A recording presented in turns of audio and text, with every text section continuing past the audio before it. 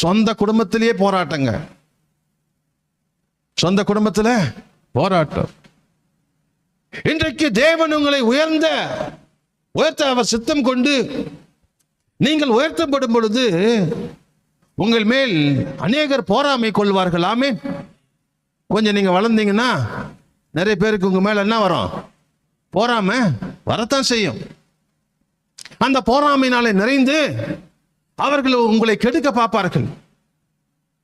நீங்க ஊழியத்துல கொஞ்சம் நல்லா வளர்ந்து வந்தீங்கன்னா உடனே சக ஊழியக்காரனுக்கு உன்னை பார்த்து ஆவாது. உன்னை எப்படியாக எந்த இடத்துலயாவது உன்னை கெடுக்கணும்னு சொல்லிட்டு கெடுச்சுக்கிட்டே இருப்பான். உன்னை பத்தி யாராவது எப்படி அந்த ஜோஷுவா பாஸ்டர் எப்படி அப்படின்னு யாராவது கேட்டா சரி கிடையாது அப்படின்னு சொல்லுவான். காரணம் போராமை.